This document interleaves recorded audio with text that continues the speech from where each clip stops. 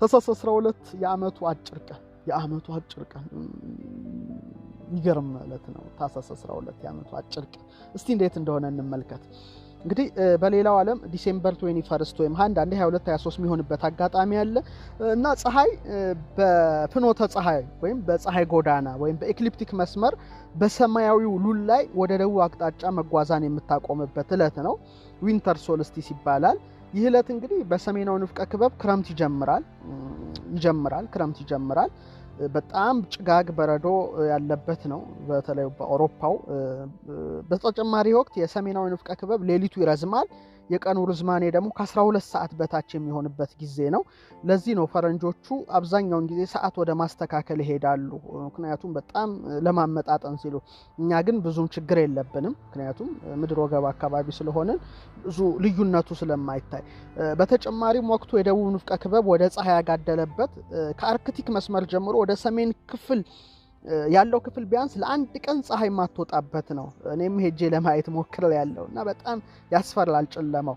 እንዲሁም ፀሐይ በደቡብ ምስራቅ ወጥታ በደቡብ ምዕራብ የምትጠልቅበት ወቅት ነውና የገና ጃንቨር ይባላል። በጣም አጭር ነው ማለት ነው። በቃ ቶሎ ይመሻል።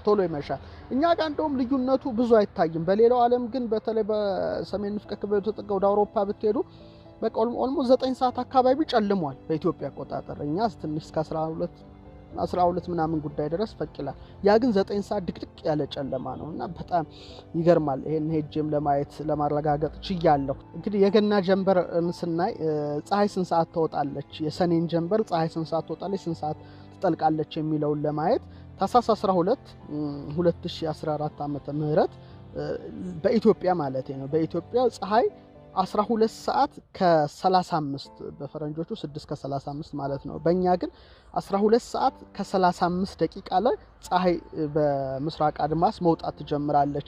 ልክ 12 ከ11 ላይ ትጠልቃለች። 12 ከ35 ላይ ትወጣለች። የፀሐይ መውጣት 12 ከ35፣ የፀሐይ መጥለቅ ደግሞ 12 ሰዓት ከ11 ላይ ይሆናል ማለት ነው። ወደ ሰኔ ስትመጡ ግን በጣም ይገርማል። 12 ሰዓት ከ7 ላይ ነው የምትወጣው። ልክ ሰኔ 14 እንግዲህ በሰላም ያደርሰን 2014 12 ሰዓት ከ7 ላይ ነው የምትወጣው። አሁን ግን የወጣችው 12 ሰዓት ከ35 ማለት ለአንድ 25 ጉዳይ ነው ፀሐይን ያየናት። በዛ ደግሞ ሰኔ 14 ስትሄዱ ግን 12 ሰዓት ከ10 ላይ ፀሐይ መውጣት ትጀምራለች። ልዩነቱ የምትጠልቀው ደግሞ 12 ከ46 10 ጉዳይ ለአንድ አካባቢ ነው ሰኔ 14 የምትጠልቀው። ስለዚህ ልዩነቱን ቢያንስ የሰኔ ጀንበርና የታኅሳስ ጀንበር ማየት ትችላላችሁ። በጣም ከማረሳቸውና